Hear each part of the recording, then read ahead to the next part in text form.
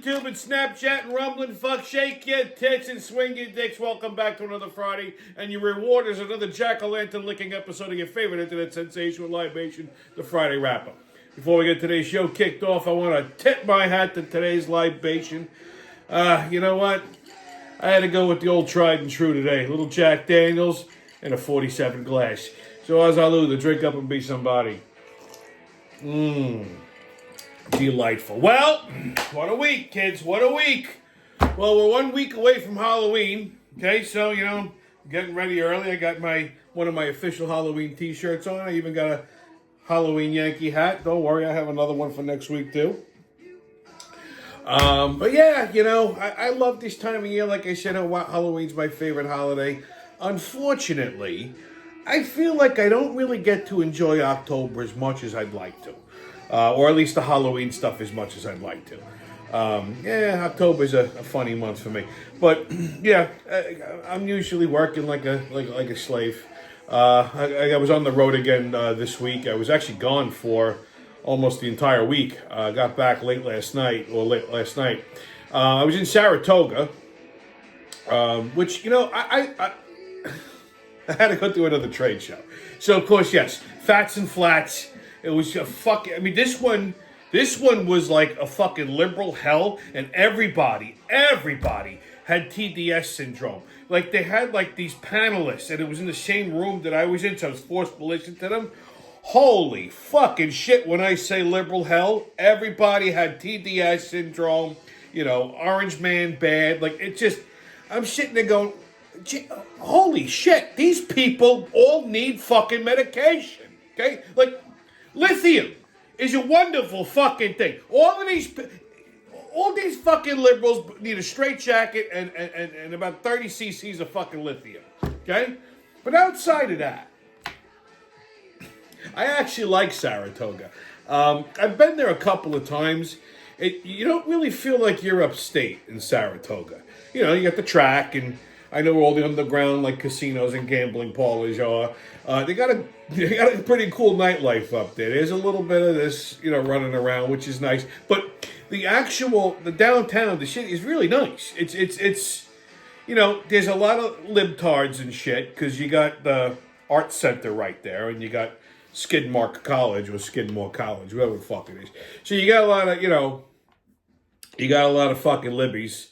You know, they were talking about the No Kings rally that they had. Blow me. But outside of that, there are some normal people there, I would have to assume. It is New York after all.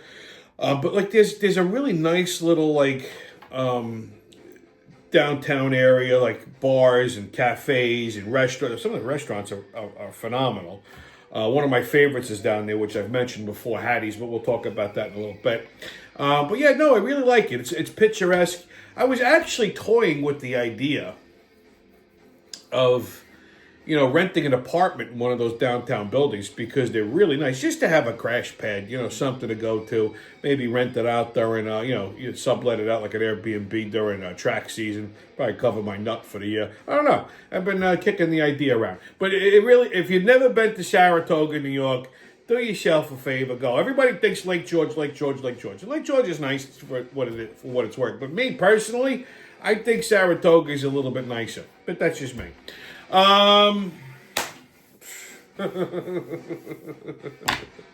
What else this week? We had ice raids down on Canal Street. It's about fucking time. So ICE went down to Canal Street and locked up all the fucking illegal vendors on the street. Okay? And of course, you know, all these liberal white women. And now these are all African migrants that are down there. Like, you know, Ubis, like Apodoo, you know, whatever the fuck. So you got all these like thirsty liberal white bitches.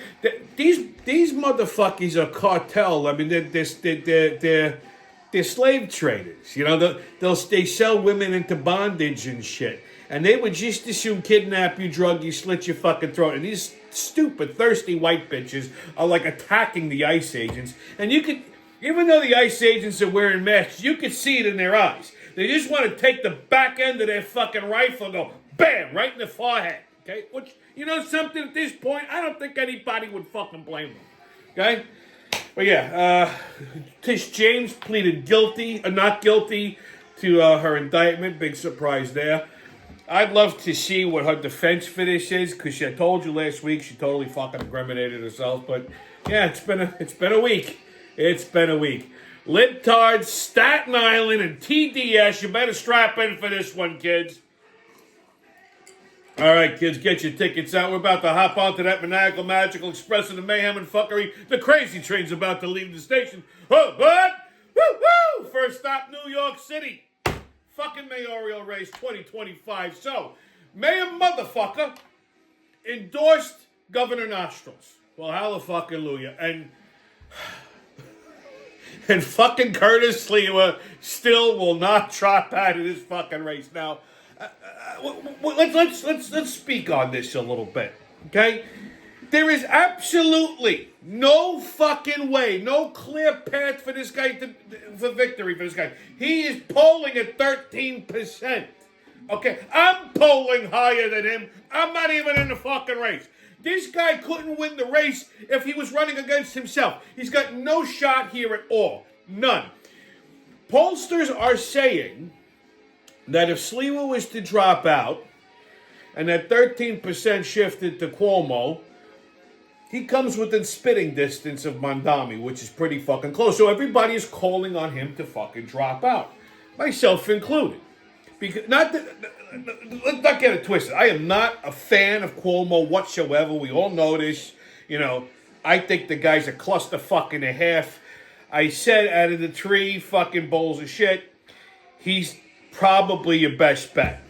And I would, listen, if Sliwa was in Cuomo's position, I absolutely would throw my support behind Sliwa and tell Cuomo, get the fuck out of here, okay? But the bottom line is, Sliwa he does not have the mental capacity to run the city. Cuomo is a jerk-off, but we do know he knows how to run a state, not well. Again, he's still a Democrat, even though he's running independent, which brings me to my next point.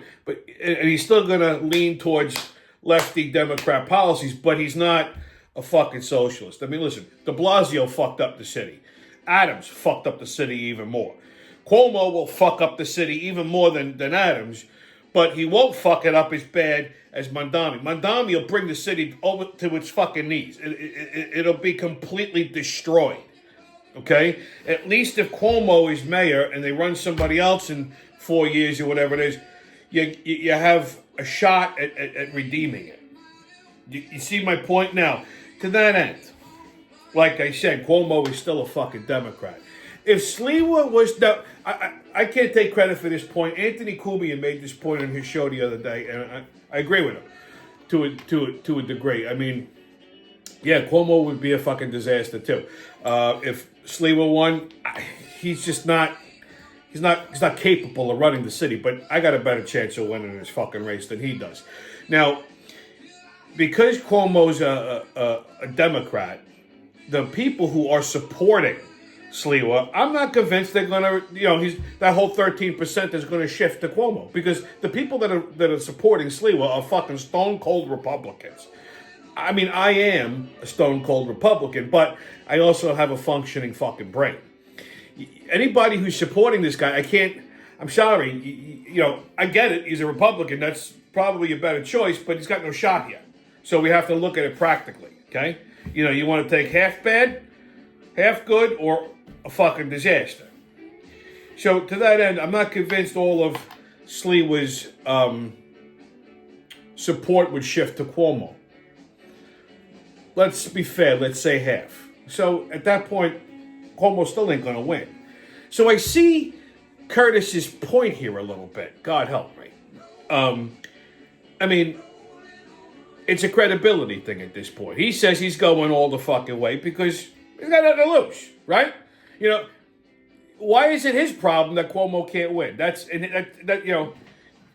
I get it. Why should he fall on the sword and then, Cuomo still doesn't win? Problem is, they're gonna blame Curtis. That's the thing. He's gonna catch some fucking heat for it. I mean, I'd be shocked. I'd be fucking stunned if Mondami didn't win. Really. If Cuomo won, I'd be stunned. If fucking Curtis won, Jesus Christ, I mean, I'll drive myself to fucking Bellevue. But yeah, I sort of understand it's like a credibility thing because if you look, if he backs out at the last minute, he looks like the people who did support him are gonna go like fuck you. We were behind you, Curtis. Now fuck New York. It's fucked. So I get that. Like I said, Kumian made that point, not me, and I agree with him to an extent, but on the other side of that argument, if you love the city as much as you say you do, I get it. Cuomo's a scumbag. But he's the better alternative than Mondami. If, like I said, if the role was reversed and Curtis was the number two, he's polling number two in this race, and he could come within spitting distance, I would say to Cuomo, get the fuck out of here. Take your banana hands and go someplace else. But that ain't the case. So, listen, and again, I've said, I don't understand how this guy's fucking, polling so high. He's like 93% in the polls. And then I start talking to people, like today, like this week, I just, because I like to play devil's advocate. So I'm talking to these fucking people. I'm like, so what do you think of Mondami? Oh, and it's always the same demographic, you know what I mean? They go, oh, we need some change. We need change. No, I think Mondami's going to be good. So I was talking to this lady. I'm like, so you really think that the communist is going to be better than Cuomo? Well, would you rather have somebody who's going to be invoke change and make things more affordable for us, or somebody who's a not nice person? And like the light bulb clicked. Everybody's fucking stupid. So Mondami's talking points are geared towards a certain demographic, okay?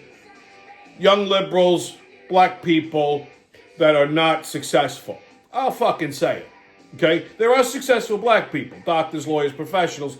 They're not worried about affordable. They understand that if you want things to be affordable, you gotta fucking work for it. You gotta earn money, and therefore it's affordable. See, I do well now, but listen, I hustled. If I couldn't afford my lifestyle, you know what I did? I'd work harder. I'd find 2 jobs, 3 jobs, whatever the fuck it is. You understand? That concept is lost on these fucking people. All right? I don't want to say it's just the younger generation. It predominantly is, but the older ones too. Oh, we need change. Because they say, oh, we're going to have free bus rides and free groceries and free this and free that and free housing. And these people are not smart. They're fucking dumb. Everybody who's voting Democrat is fucking dumb. You cannot be a Democrat and be fucking lucid. Because it wouldn't work. Because if you understand how government works, Mondami cannot actually do half of this shit that he says he's going to do. You need approval from the New York State Assembly, which isn't going to approve free fucking grocery stores. Who's paying for this shit? The taxpayers. So we're going to tax the fucking rich to death? It's a real simple solution at that point. They all leave New York City. They get the fuck out of the state. You want to tax corporate America 11%? You want to go from 7 to 11%? You know what they're going to do? They're going to go across the river to Jersey. They're going to, especially if there's a fucking Republican in that state, cross the river to Jersey, down south to Florida, or they go right to fucking Texas. Okay? New York will be a fucking ghost town. So the point is, these people are fucking dumb. They don't understand how government works. They believe fairy tales because they'll hear things, oh, free, and that's all they got to fucking hear, the talking points. Meanwhile, none of it can be actually accomplished. Will he accomplish some of it? Yeah, he'll raise the city taxes. He'll tax the fuck out of everybody who can afford to be taxed, and create socialized programs where maybe you get a free fucking $25 gift card or whatever the fuck they're gonna do. But this is the point. It's gonna plunge the city into fucking bedlam, and it's because there's too many people out there that are voting that have an IQ less than 4. What they should do is give everybody a fucking IQ test before. They got to set a threshold. Give everyone an IQ, a simple one. Like, put the square peg in the square thing and the triangle. You know what I'm saying? Connect the dots, color by number. What color is the sky? Simple questions. But if they if they score below a certain threshold, you're not allowed to fucking vote. Sorry. Okay, we can't. There's too many stupid people outnumbering us. And the Jews. There's Democrat Jews that are fucking voting for this guy. There was a speaker on this panel, and he wasn't a young guy. He was an older guy, a fucking stone cold Democrat, and he's saying, oh, because they had another debate. Oh, Mondami was articulate and handsome. I'm like, what the fuck is this dope talking about? He's a fucking jihadist. Again, uneducated fucking people. They're just stupid. I have no other there's no other explanation for it. None. Okay? You cannot, if you tell me you're a Democrat, I already know that you're a fucking imbecile and you cannot be lucid. You're not a lucid individual. You're fucking mentally irregular. You need a straight jacket and you need some Thorazine and someone has to put you in the fucking rubber room. Okay? You could be the mayor of the mattress room. Get the fuck out of here. And people keep asking me, Tommy, why do you care? Why do you get so fucking worked up over this? And I tell you why. I live right over the fucking Queens border. That's why. Okay? Because when this cocksucker destroys New York City, even the scumbags aren't going to want to stay there. They're going to come further east. This is going to be the first fucking stop on the train. You follow me? And it's going to get worse. It's going to destroy Long Island as we know it because all these cocksuckers are going to come fucking east. Thankfully, Nassau County is run by a Republican, but, they can only do so much. You know what I'm saying? I'm already starting to see little things here and there, okay? And anybody who's got a half a fucking brain in their head is now voting for this guy. So, but unfortunately, there's not a lot of intelligent people left in New York City anymore. They're all gone. So that's that. While we are in New York, let's talk about something else that just tickles me. So, unless you were under a rock, you heard about this big fucking FBI bust, right? This NBA gambling ring involves the mob and everything. So this is two different cases, okay? There was an investigation going on that had to do with NBA players that were basically point shaving, for insider gambling on DraftKings and stuff like that. They would provide. I'm only going to play half a quarter here, and they go out on an injury. I'm going to sit for this. So the coach is going to pull you. So there was some insider betting going on with DraftKings and all of these things, and there was a lot of NBA players involved. Big fucking surprise there, right? And they pinched one of these NBA players early on, and he ratted everybody out. So he told them about this whole, scheme that was going on. And so they investigated these NBA players, and a couple of the NBA players and coaches that were involved in this gambling scheme were also involved in a separate scam with organized crime.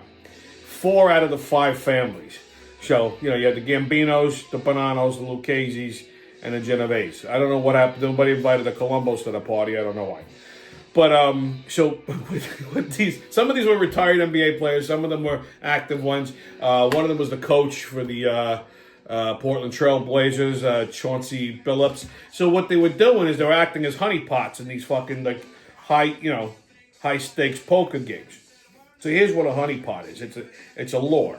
So the wise guys were setting up these poker games, New York City, the Hamptons, Miami, Vegas, and they would, the hook was, hey, you want to play poker, high stakes poker with NBA players. So they'd go for a mark. So let's say you're in the Hamptons, right? The marks are going to be like doctors, lawyers, all these highfalutin people that, they played 16 hours of online poker. They think, they watched Rounders a few times. They think, I got it. So I'm actually very impressed by this because the mob has evolved.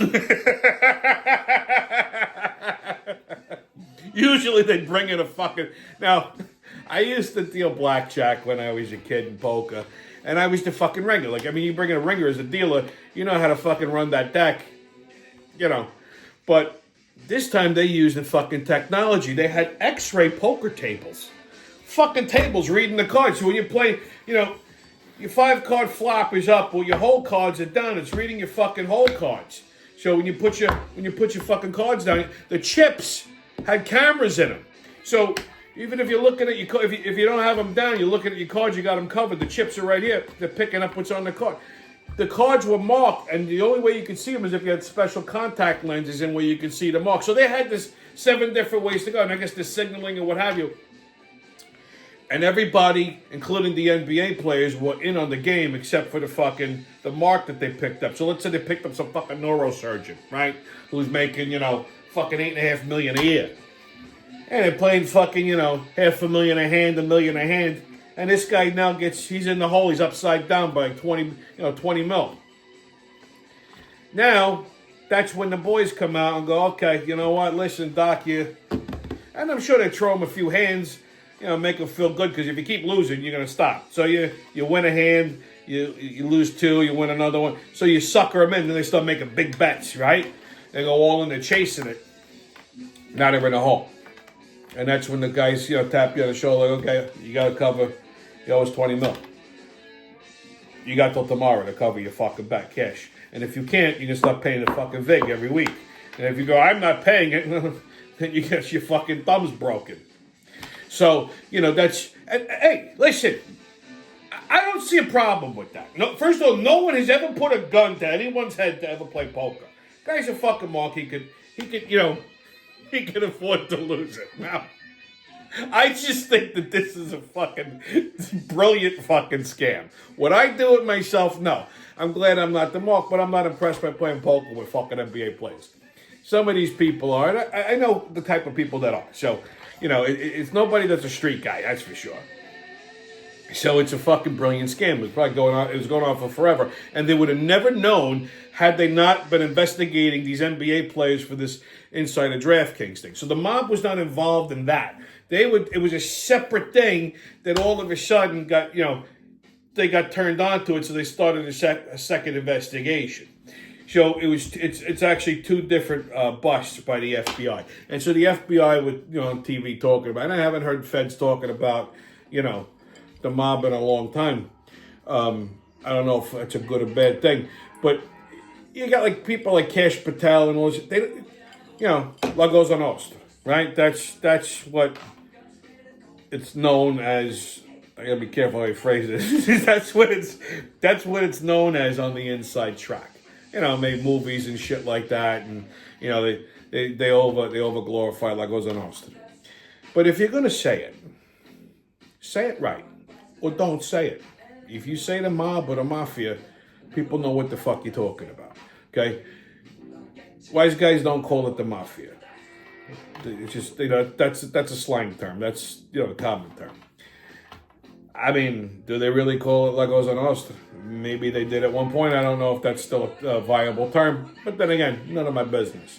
But if you're going to say it fucking right. They even had like an Italian FBI agent, which is a fucking infamia. It was like La Casa Nostra.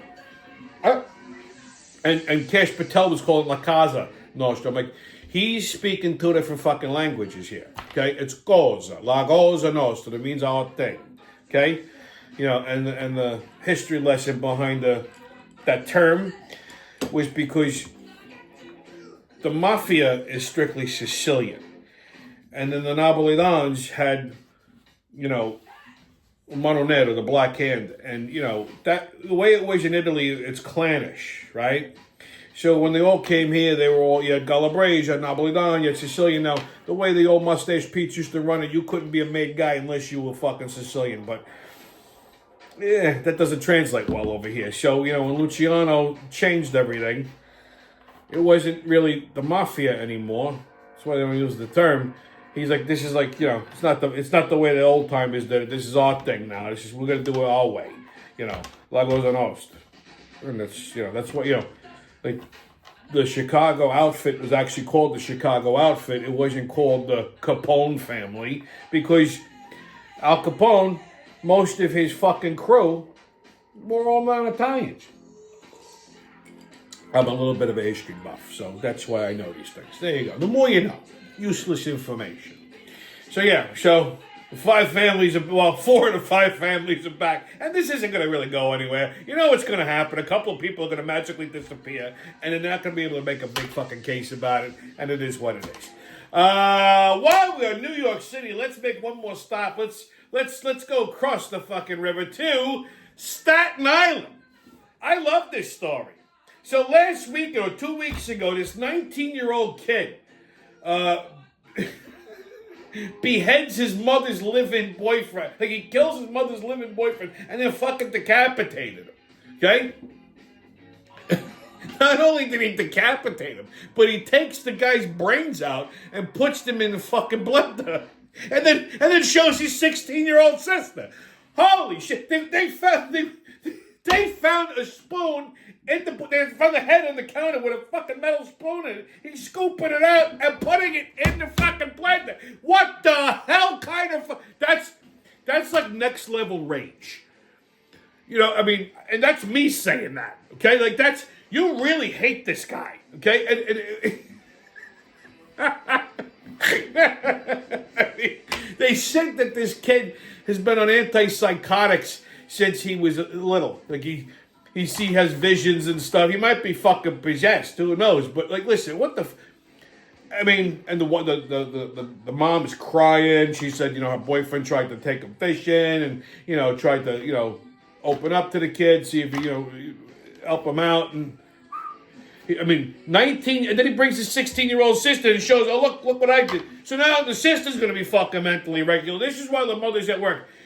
So he must have slit this guy's throat while he was sleeping. Because this guy, I mean, the kid was a scrawny fucking kid. This guy's a big fucking dude.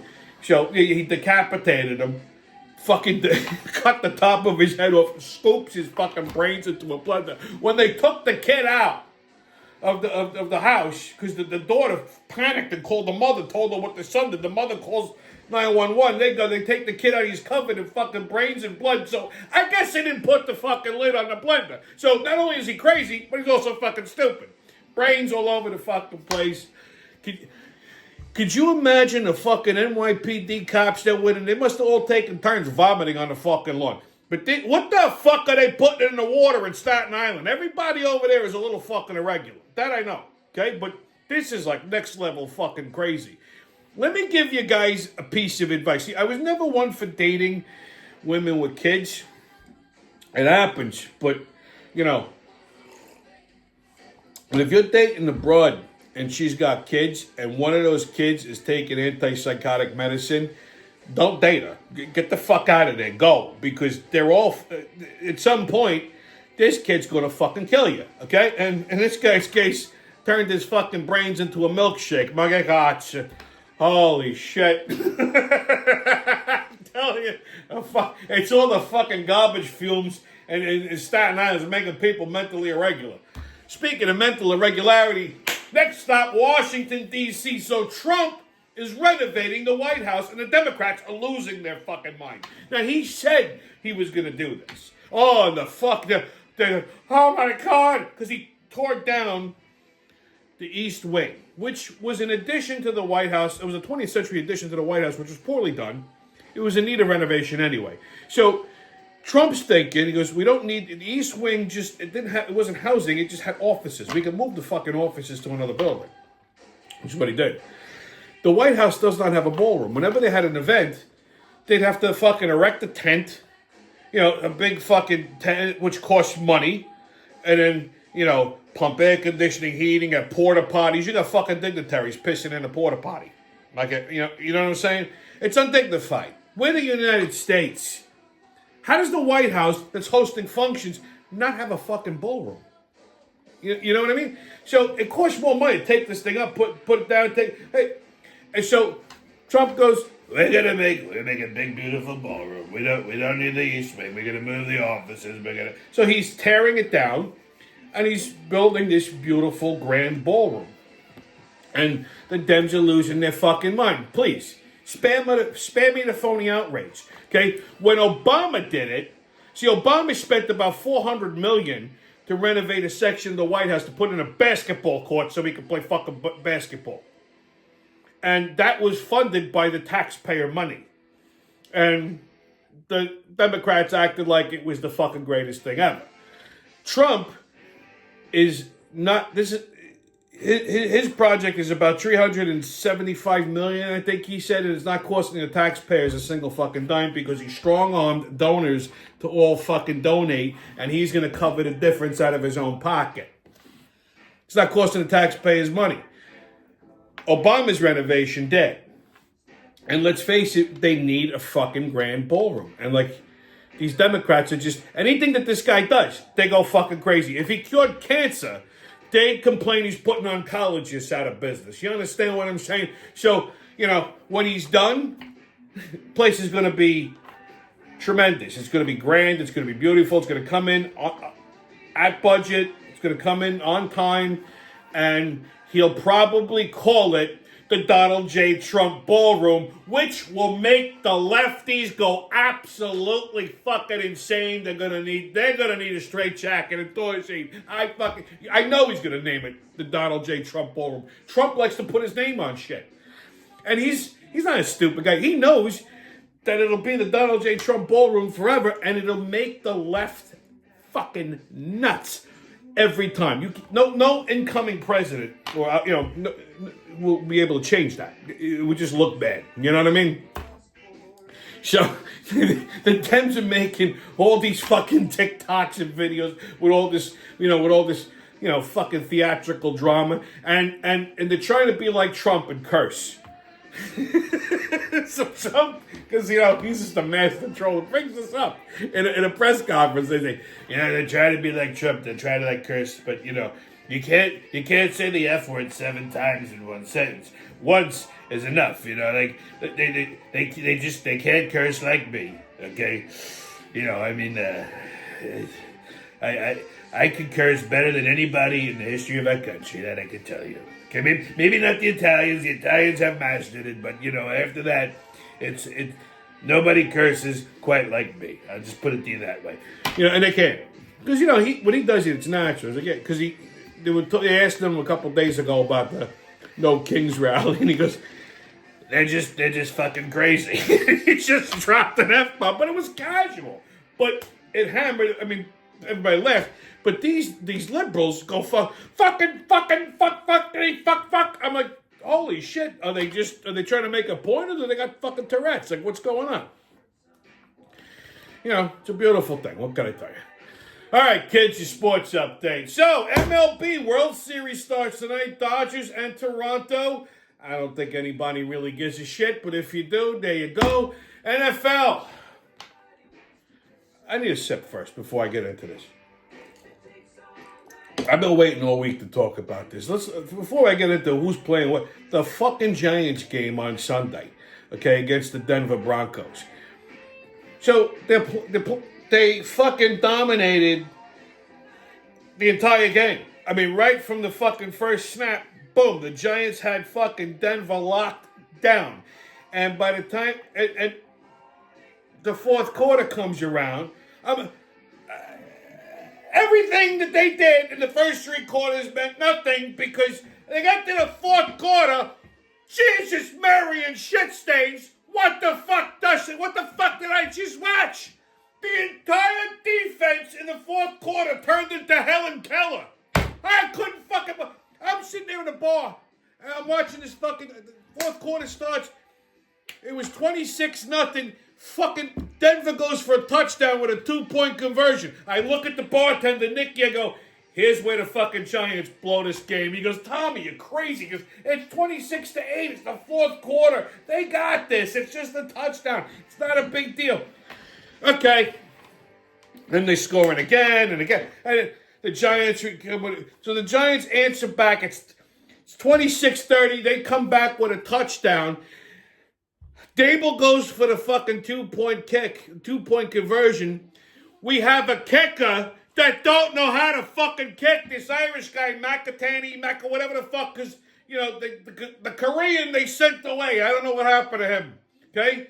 So, this fucking guy comes up from the 20-yard line. He misses a 2-point field goal. He shanks the fucking thing to the left. So, that would have been the goddamn game. They miss it. even if he went for a 1 point and he tied it up, okay?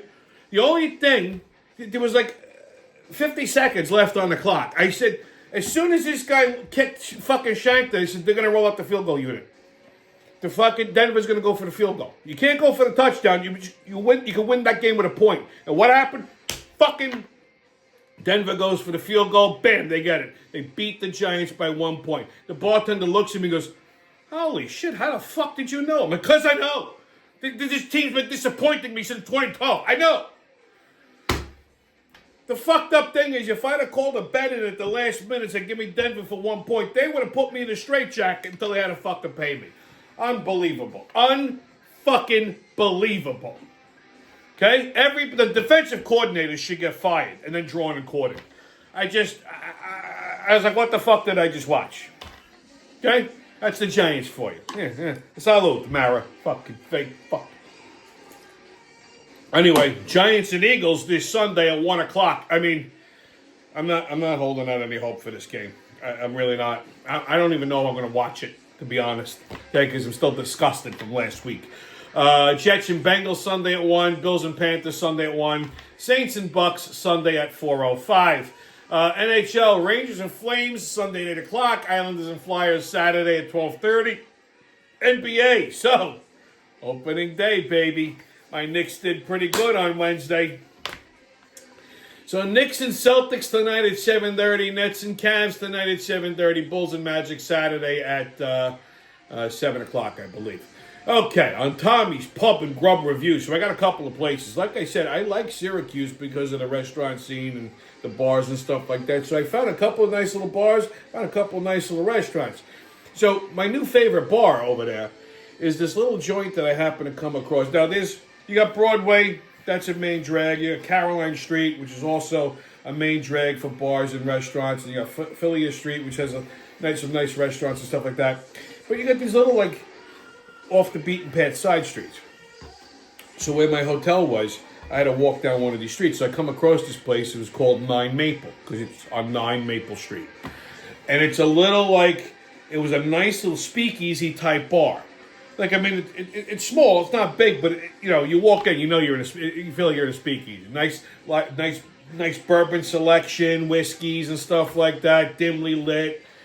Big jar of peanuts on the bar. I'm like, this place is fucking cool. So that was my base of operations for a couple of days. So 9 Maple, if you're ever in Syracuse, great little speakeasy type bar. For Mexican food, first night that I was there, I went to this like high-end Mexican joint on Broadway, because we were in one bar for happy hour, and then we walked around a block to this place.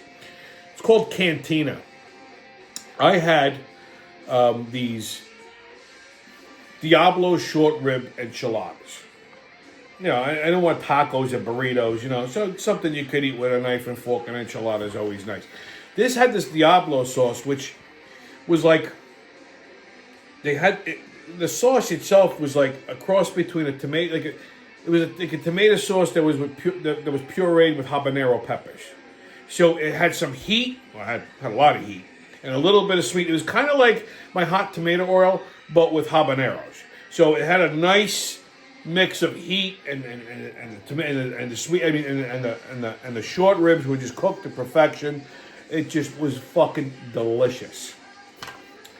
I also found a bar in Saratoga called Trotters. So I'm like, and if you know, you know. I'm walking past, I'm like, does that fucking place say Trotters? I gotta go in. I did. I went in, I had a drink. Not a bad looking drink. And then we found this other bar on the main drink. It was actually a restaurant.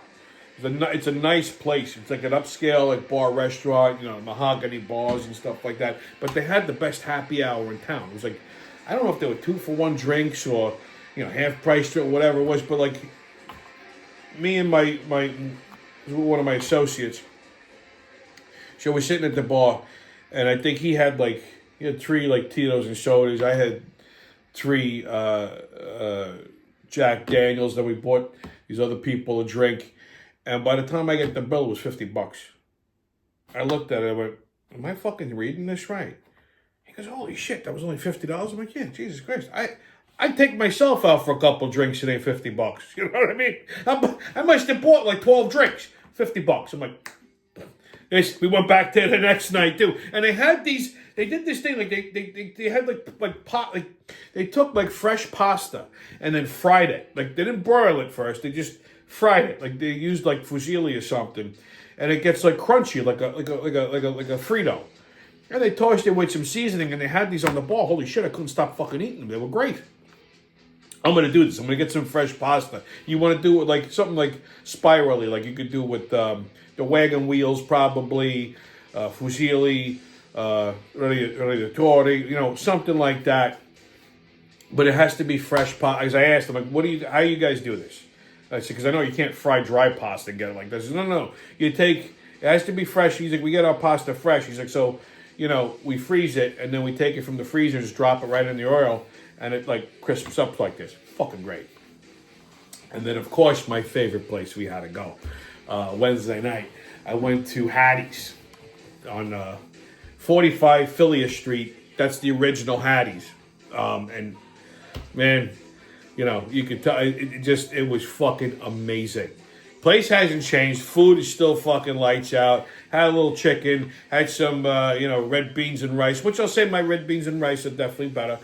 They had this Cajun coleslaw, which was basically coleslaw with some jalapenos in it and some cayenne pepper. Fucking phenomenal. Pairs nicely with the chicken. It was so good, I had to get a fucking takeout order. So when I left Thursday, I stopped off at the Hattie's takeout joint on Route 50 right before I got on the Trueway. I got a half a chicken. I had to take some home. I had some last night. It's that good. I eat fried chicken once a year, and it's when I go up to fucking Saratoga. So not too bad. All right, kids, your PSA. So like I said, I was at this business event, and I'm looking and I'm really just embarrassed for people at this point. Okay, like it's a business event. Now, granted, I'm always overdressed for these things. I'm the only person there wearing a fucking suit and tie. Everybody else has got the standard uniform, a jacket, khakis or whatever. And I get it, they're buying their jackets off the rack and all that other shit. Now, when you're wearing a suit jacket, okay, you can take an off the rack suit jacket and make it look good if you know how the fuck to wear it. You know what I'm saying? Like, it doesn't have to be a canali suit to look decent. But these fucking guys, and these are older guys, they're not kids, right? They're guys my age and older. They don't know how to fucking dress themselves. Where the fuck have you been? So, when you buy an off-the-rack jacket, they sew the pockets. And they take two pieces of white thread and they sew the back panels together. And you're supposed to cut those. You see, it's like a little white X because the jacket, the blazer, has a flap. That's not supposed to be attached to the other side of the fucking jacket unless the jacket's a one piece with a slit in the middle. Okay? That's a different style. Most of the time it's a double flap or something. So when you're buying it off the rack, it has like a stitch in it and it's white thread. Obviously doesn't fucking go with it.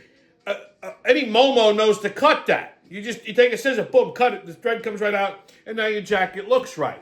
These fucking idiots don't know that. They were all walking around, their jackets sewn, and every time they move it bunches up, it looks fucking retarded. Or they got both of the buttons buttoned on their jacket. You never do that. Always the top one, never the bottom.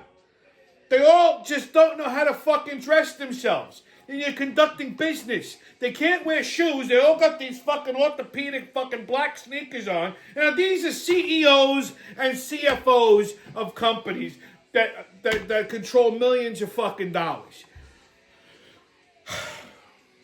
I don't get it. Like, do they need a fucking class? Like, when did we forget how to fucking put ourselves together? I'm not even including myself in that. Okay?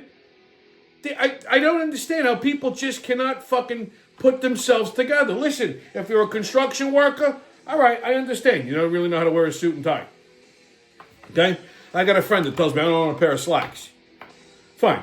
You're not wearing it every day. You're not, you're only going to put on a fucking suit once in a lifetime to go to a wedding or to a funeral. I understand. I'll cut you some slack. But this is regular business. You don't know how to fucking dress yourself. I honestly, if I walk into a meeting and the people there don't know how to fucking dress themselves, I don't want to do business with them. I'm like that. Okay? I'm pretty successful. One, because I'm good at what I do, but two, I look good. I mean, when I say that, I mean, when I get dressed, I dress. I learned this from my father and from my grandfather, because anytime they put on a suit and tie, I mean, they went, if you're going to do it, my father said, if you're going to do it, you fucking do it right. To the nines. Okay? It's impressive. It impresses people. If you're going to ask for $1 million, you better look like two. Okay? And that's your PSA for tonight. So stay COVIDless, kids. No mask, don't ask haters, and kiss my ass. And remember, who loves you, babe? That's been your Friday wrap-up, and I'll see you when I see you.